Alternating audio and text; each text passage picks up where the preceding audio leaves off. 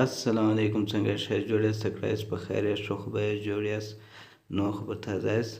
وخت مو نه در ضایع کوئ د دې چې ډایرکټ په سبجیکټ باندې خبرې شروع کړو سبجیکټ مو د چې څه راخیستی هغه د بایو کیمسټري څه مو راخیستی دی بایو په کیمسټري په لغات باندې به یو سر در خلاص کړم بیا به ځو مخ ته بایو چې د ژوند ته وایي کیمسټري چې د هغه کیمیاوي مواد ته وایي نو اوس مو ټسټ د چې څه راخیستی دی هغه د پنکریاز پروفایل یعنې پنکریاټکس پروفایل یعنې کوم چې پنکریاز دپاره کوم ټسټونه کېږي په هغه کې مو یو ټسټ راخیستی دی هغه کوم یو دی هغه امایلیز دی سیرم امایلیز چې دی هغه د امایلیز ټسټ چیک فور ایولیټډ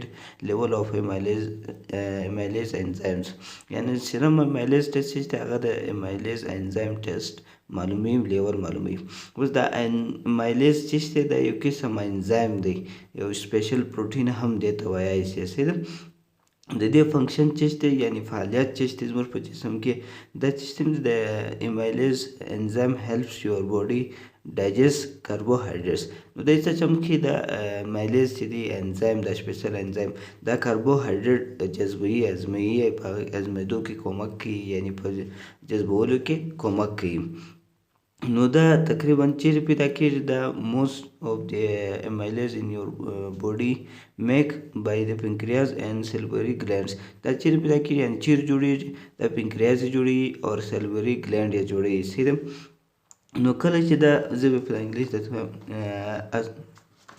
a small amount your body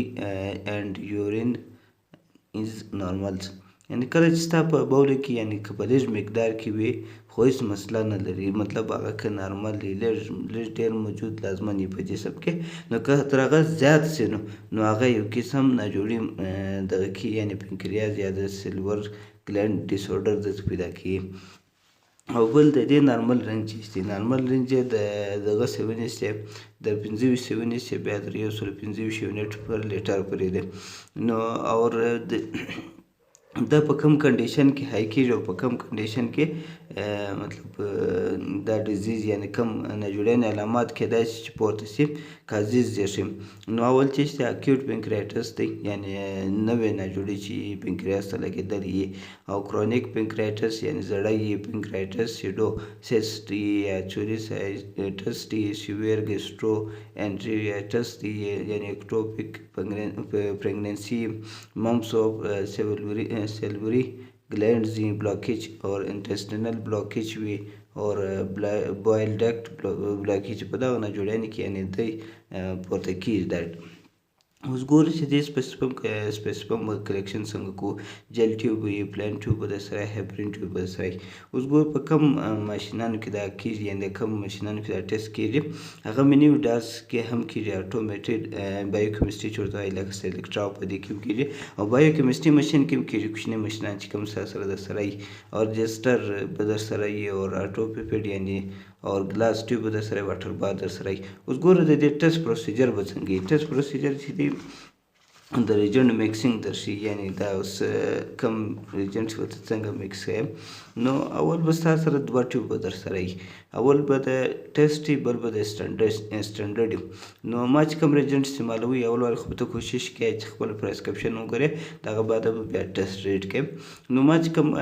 ټیسټ یعنی کوم ریجنټ مو استعمالوي هغه به موږ یو ټیوب راواخلي 500 به مو یوه ته واچوئ 500 به مو بل ته واچوئ نو 10 مایکرونه سیرم به مو یوه ته واچوئ 10 مایکرون سټنډرډ ریجنټ په بل یوه ته ورواچوئ دواړه به مو ښه کښېږدوله پر سټنډرډ به مو ولګوئ سټنډرډ چې به مو ولګوئ د هغه بعد به مو ټیسټ ولګوئ سیم پروسس کله د ټیسټ دی سیم پروسس دغسې د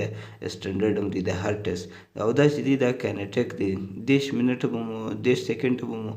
پرېږدوئ بس بیا به هم دغه بعده پلاو کې چې کوم ریزلټ به راشي هغه به ستا د امایلیز ټیسټ ریزلټ و نور چې دی ویډیو دونه غټه نه ده چې ته وایې چې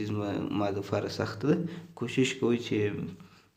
مطلب کومک کوئ د یو بل سره کوم ویډیو لږ خوښه سوي سبسکرایب کوئ او شیروئ هم